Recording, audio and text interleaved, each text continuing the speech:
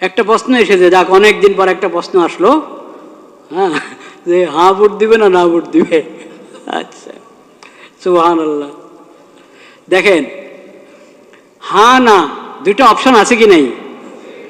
Option যখন দুইটা আছে, এখন সবাই তো বলছে, সরকারও চাচ্ছে হাতে ভোট দেওয়া হোক, হাতে ভোট দিলে দেশের ফায়দা হবে, নাতে ভোট দিলে দেশের উন্নতি বাধাগ্রস্ত হবে। সরকারও বলছে হাতে দিলে দেওয়া উচিত, উৎসাহ দিচ্ছে। অনেক দলকে দিয়ে বলানো হচ্ছে, বা অনেক দল নিজেরাও স্বতঃস্ফূর্ত বলছে হাতে ভোট দেওয়া হোক। কিন্তু অপশন যখন দুইটা আছে, এর মানে নাতে ভোট দেওয়ার অধিকার আছে কি নাই? আছে, নাহলে তার দরকার নেই ভোটের। হ্যাঁ না দুটো যখন আমাকে দেখাচ্ছেন যে হাতে ভোট দাও বা নাতে ভোট দাও, এর মানে অধিকার দেওয়া আছে সরকারের পক্ষ থেকে। আপনি নাতেও দিতে পারেন, হাতেও দিতে পারেন। নাতে দিলে এটা অপরাধ হবে না, দণ্ডনীয় অপরাধ হবে নাকি নাতে দিলে? তাহলে আর হ্যাঁ না দুইটার ভোট অপশন রাখলো কেন? আপনি বুঝতে হবে আপনি কি করবেন। বাধ্য হয়ে দিবেন না ভোট, নিজেকে বাধ্য মনে করবেন না যে আমাকে হাতেই দিতে হবে। বাধ্য করে না কেউ আপনাকে, কিন্তু এক ধরনের যন্ত্রণায় ফেলেছে আমাদেরকে। নির্বাচন কমিশন হোক, সরকার হোক, বিদেশিরা হোক, আমাদেরকে এক ধরনের কিসের মধ্যে ফেলেছে? যন্ত্রণায়, পেরেশানিতে ফেলেছে। দেখেন, একটা প্রশ্ন, কথার কথা, একটা বোঝার জন্য একটা প্রশ্ন আপনি করলেন, ঢাকা এটা কি বাংলাদেশের রাজধানী না ইন্ডিয়ার রাজধানী? টিক চিহ্ন দিবেন, আপনি হ্যাঁ বা না বলবেন। কি বলবেন? হ্যাঁ, ঠিক আছে। বাংলাদেশ ইন্ডিয়ার রাজধানী, হ্যাঁ বা না, কি বলবেন? না। এখন আপনাকে প্রশ্ন করে, ঢাকা দিল্লি এটা বাংলাদেশের রাজধানী না, কি বলবেন? ঢাকা এবং দিল্লি বাংলাদেশের রাজধানী, দিল্লি এবং ঢাকা ইন্ডিয়ার রাজধানী, কি বলবেন আপনি কোন? তো এখানে যে এরকম করে রেখেছে 5-6টা জিনিস, আপনি হ্যাঁ বললে সবগুলোকে হ্যাঁ বলবেন, না বললে সবগুলোকে কি বলবেন? কেন অপশন নাই কেন? 5 টাকায় আলাদা আলাদা ভোট নেন। আপনাদের কি সিলের টান পড়ছে না কালি কাগজ না কিসের টান পড়লো? 6টা জিনিসের উপর একসাথে বললে হ্যাঁ, আর না বললে 6টার উপরে কটা? মোট কটা? 5টা? 8টা?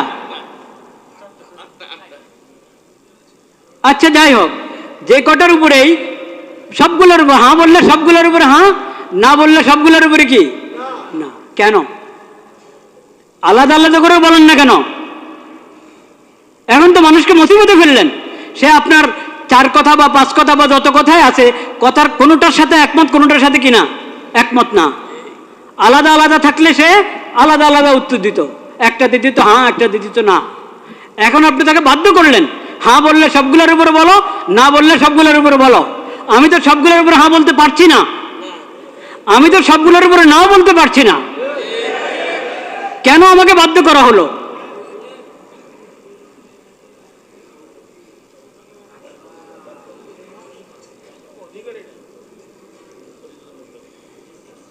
একটা পেরেশানি, একটা যন্ত্রের মধ্যে ফেলা হলো জাতিকে।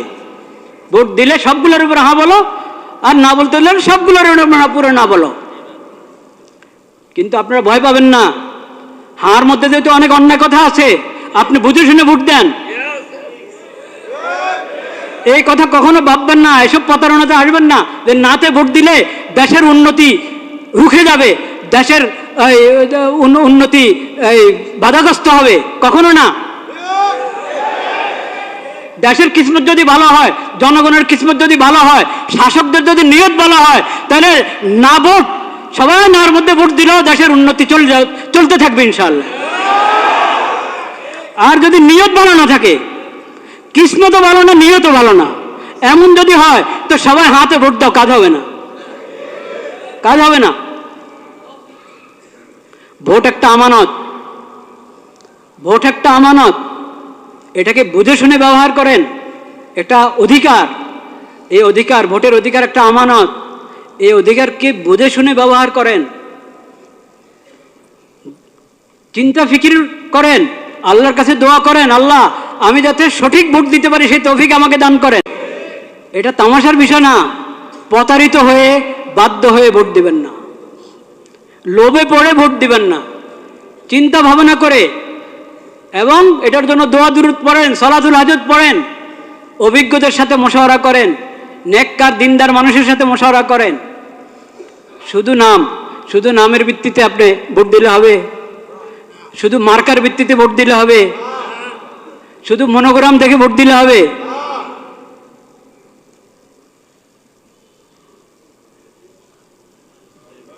এটা হবে না, চিন্তা ভাবনা করতে হবে। শুধু নাম দিয়ে প্রতারিত হবেন না। ইসলামের নাম ব্যবহার করা হচ্ছে, অনেক দলে ইসলামের নাম ব্যবহার করেছে। তারপর এখন আপনি বলবেন ইসলাম, যেহেতু ওনারা ইসলামের নাম নিয়ে রাজনীতি করছে, ইসলামের নাম নিয়ে ভোটে দাঁড়িয়েছে, নির্বাচন করছে, তাহলে চোখ বন্ধ করে ওদেরকে ভোট দাও। এই কথা বলার সুযোগ নাই, এই কথা বলার সুযোগ নাই। কারণ ইসলামের নাম ব্যবহার করছি আমি, আমার দলের মধ্যে ইসলামের নাম আছে, কিন্তু ইসলাম আসলে কি আমি ইসলাম বাস্তবায়ন করার জন্য মানুষের প্রতিনিধি হতে যাচ্ছি? ভোট যে মানুষের কাছে চাচ্ছি ইসলামের প্রতিনিধিত্ব করার জন্য সংসদে গিয়ে, সেটা আমি আমার নিয়ত আছে কিনা, বা আমি পারবো কিনা, বা আমি দল হিসাবে ইসলামের সঠিক ব্যাখ্যা গ্রহণ করি কিনা, ও সব কিছু দেখার আছে। একটা ইসলামী দল তার ইশতেহার পড়ে দেখেন, সেকুলার দলের ইশতেহার যেমন হয় ওই দলের ইশতেহারও তেমন। ওই ইশতেহার তো বড় কিছু না, আসলে ইশতেহার তো আসলে বড় কিছু না যে শুধু ইশতেহার দেখেই কাউকে ভোট দেওয়া যায়। কিন্তু তারপরেও এটার কিছু না কিছু মূল্য তো আছে, নাহলে সবাই ইশতেহার ছাপে কেন? তো ইশতেহার, আমি ইসলামের কথা বলি কিন্তু আমার ইশতেহার পুরা একটা সেকুলার দলের ইশতেহার মতো মনে হবে আগাগোড়া পড়লে। তো এই জন্য আমি বলছি শুধু ইসলামের নাম, এই কারণে চোখ বন্ধ করে ভোট দিবেন না। আর দলের মধ্যে ইসলামের নাম নাই, শুধু এই কারণে তাকে বলবেন না যে এর ভোট দেওয়াই যাবে না। এখানে বিবেচনার অনেক কিছু আছে। এটা তো দুঃখের বিষয় যে আমরা, আমাদের কাছে ইসলামী খেলাফত ব্যবস্থা নাই। ইসলামী খেলাফত ব্যবস্থা কায়েম করার জন্য কেউ উঠে দাঁড়াচ্ছে না। এটা তো দুঃখের বিষয়, কষ্টের বিষয়। সেই কষ্ট তো আছে, সেই ব্যথা আছে, সেজন্য আমরা ব্যথিত। কিন্তু এখন যারা যারা এই মানবিক দেশ, নিরাপদ দেশ এবং মানবিক দেশ গড়ার জন্য যাচ্ছে, তারা মানবতা কি দিয়ে করবে, প্রতিষ্ঠা করবে? নিরাপত্তা কি দিয়ে বাস্তবায়ন করবে? মানবিক দেশ কিভাবে? মানবতা, কোন মানবতা? পশ্চিমাদের মানবতা না ইসলামী মানবতা? তো ইসলামের কথা, তো ইসলামী মানবতার কথা তো আপনি বলছেন না। ইসলামী মানবতার কথা বলছেন না। যে মানবতা ইসলাম এবং কোরআনের মাধ্যমে পাওয়া যায়, নবীজির সিরাতের মাধ্যমে পাওয়া যায়, সেটা তো আপনি বলছেন না। মানবিক বাংলাদেশ, নিরাপদ বাংলাদেশ, তো এটা যে কোনো সেকুলার দ্বারা বলতে পারে। এই জন্য শুধু মনোগ্রামের মধ্যে কোনো আয়াত লেখা আছে, শুধু মার্কাটা আরো আকর্ষণীয়, দলের নামটা আকর্ষণীয়, এই কারণে প্রতারিত হয়ে, প্রভাবিত হয়ে ভোট অধিকার ব্যবহার করবেন না। ভোট অধিকার ব্যবহার করতে হলে আপনাকে অনেক চিন্তা ভাবনা করতে হবে, অনেক দোয়া করতে হবে আল্লাহ দরবারে, আল্লাহ আমাকে সঠিক ফায়সালা করার তৌফিক দান করো। আর বিশেষভাবে আমি আগেও বলেছি এই দোয়া করেন, এবং এখনো বলছি দোয়া করেন। সেই দোয়া হলো, আল্লাহ যার অন্তরে আপনার ভয় নাই, যাদের অন্তরে আপনার ভয় নাই, আখিরাতের হিসাব দেওয়ার চিন্তা নাই, আপনার মাখলুকের প্রতি যাদের অন্তরে দয়া মায়া নাই, আল্লাহ তাদের হাতে দেশের ক্ষমতা দিয়েন না। যাদের অন্তরে আপনার ভয় আছে, আখিরাতে আপনার সামনে দাঁড়ায় হিসাব দিতে হবে, এই ফিকির যাদের মাথায় আছে, এবং আপনার মাখলুকের প্রতি, আল্লাহর বন্দাদের প্রতি যার অন্তরে দয়া মায়া আছে, ইয়া আল্লাহ তাদের হাতে আপনি ক্ষমতা দেন। এই দোয়া করতে কোনো সমস্যা আছে? কোনো দলের নামে নিলাম না আমি, কারণ আমার আল্লাহ সবচেয়ে বেশি জানেন, বাস্তব কথা আল্লাহ জানেন কার হাতে ক্ষমতা গেলে তারা উম্মতের জন্য, আল্লাহর বান্দাদের জন্য, দেশের জন্য কল্যাণকামী হবে, এটা আল্লাহ সবচেয়ে কি জানেন, ভালো জানেন।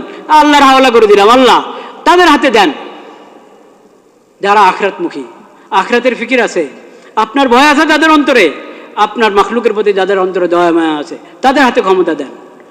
যারা আপনার ভয়ও তাদের অন্তরে নাই, আখিরাতে আল্লাহ আপনার সামনে দাঁড়ায় হিসাব দিতে হবে এই ফিকিরও তাদের নাই, আপনার মাখলুকের প্রতি দয়া মায়াও নাই, হ্যাঁ, ইয়া আল্লাহ তাদেরকে আপনি ক্ষমতা দিয়েন না।